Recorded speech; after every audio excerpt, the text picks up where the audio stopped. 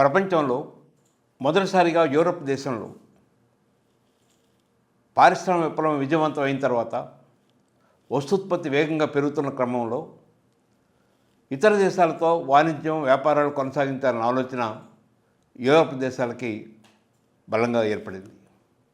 దాని ఫలితంగానే అనేక మంది నావికుల్ని ప్రోత్సహించి అనేక ఇతర దేశాలకి నౌకా మార్గాన్ని కనుగొనటానికి ప్రయత్నం చేశారు.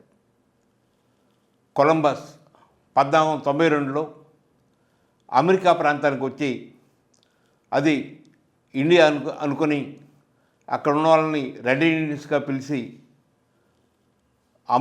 ఇండియాను కనుక్కున్నాను అని ప్రకటించారు. కానీ వాస్తవంగా వారు కనుగొంది అమెరికాను. అనంతరం 1897లో అమెరిగో అనే మరొక నావికుడు అమెరికాకు వచ్చి ఇది ఇండియా కాదు, ఇది అమెరికానే, ఇది మరొక కొత్త ప్రాంతం, కొత్త ప్రదేశం అని ప్రకటించాడు. అమెరిగో కనుగొన్నాడు కాబట్టి ఆ ప్రాంతానికి అమెరికా అనే పేరు వచ్చింది. ఆ అనంతరం యూరోప్ దేశాలు చాలా దేశాల నుంచి నావికులు మొదటిసారిగా, తర్వాత అనేక మంది ప్రజలు వచ్చి అక్కడ స్థిర నివాసం ఏర్పరచుకున్నారు. ఆనాడు అమెరికాలో ఉన్న నేటివ్ ప్రజలు, స్థానిక ప్రజలు సుమారు 50 లక్షల మంది ఉంటారని ఒక అంచనా. ఈరోజు కూడా అమెరికా దేశంలో ఇతర దేశాల నుంచి రాకుండా అక్కడే ఉన్న స్థానిక ప్రజలు, నేటివ్ అమెరికన్స్ ఇప్పటికీ 50 లక్షల మంది అక్కడ కొనసాగుతూ ఉన్నారు. మిగిలిన వారందరూ ఏదో ఒక దేశం నుంచి ఏదో ఒక సంవత్సరం అక్కడికి వచ్చి స్థిరపడిన వాళ్ళే. దాదాపు ప్రపంచంలో ఉన్న 200 దేశాల ప్రజలు ఎంతో కొంతమంది అమెరికాలో ఈరోజు నివాసం ఉంటున్నారు. అది ఒక వలసల దేశంగా కొనసాగుతూ ఉంది. అమెరికా మొత్తం జనాభా ఈరోజు సుమారు 35 కోట్లు ఉంటే అందులో పౌరసత్వం గల ప్రజలు 30 కోట్ల మంది ఉన్నారు. ఓటు హక్కు ఉన్న ప్రజలు 24 కోట్ల మంది ఉన్నారు. ఓటు వేస్తున్న వాళ్ళు సుమారు 16-17 కోట్ల మంది కొనసాగుతున్నారు. ఈ నేపథ్యంలో అమెరికా అధ్యక్షుడిగా రెండోసారి ఎన్నికైన డొనాల్డ్ ట్రంప్ ఎన్నికైన వెంటనే మొదటి తీర్మానంగా ఒక కార్యనిర్వాహక ఉత్తర్వు అందించారు.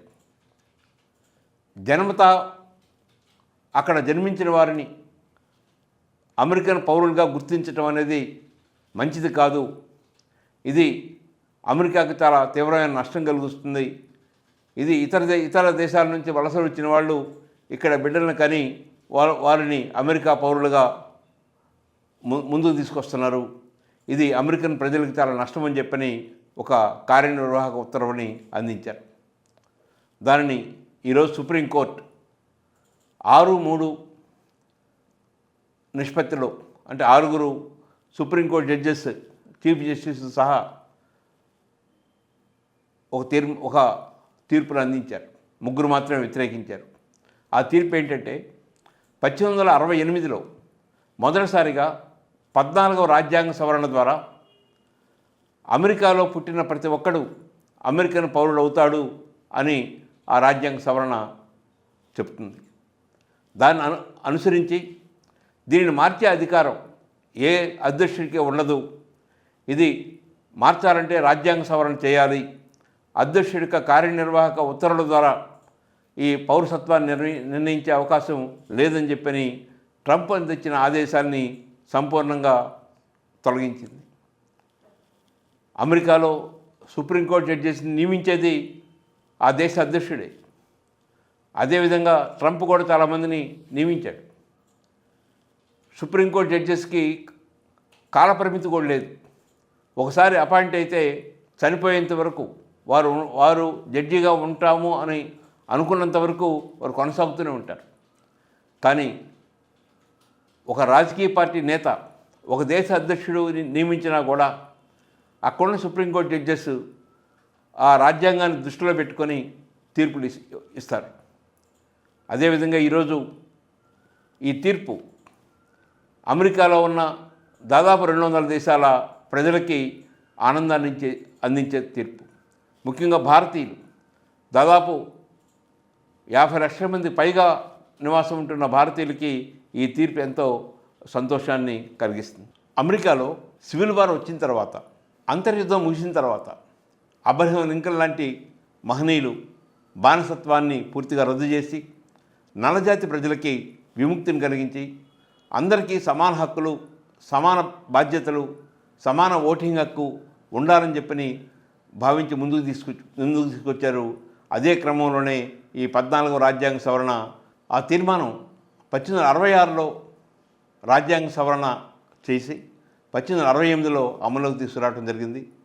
దాని ప్రకారం ఈరోజు అమెరికాలో ఉన్న ప్రతి పౌరుడు, ప్రతి విదేశీస్తుడు అక్కడ ఆ కుటుంబం బిడ్డను జన్మిస్తే ఆ జన్మించిన బిడ్డ జన్మతః అమెరికా పౌరుడు అవుతాడనేది మరొకసారి సుప్రీంకోర్టు తన తీర్పు ద్వారా సమర్థించింది. ఇది హర్షణీయమని, ఇది అమెరికా ప్రజల, అన్ని దేశాల ప్రజలకి ఒక విముక్తిని కలిగించేదని చెప్పని జనచైతన్య వేదిక భావిస్తుంది.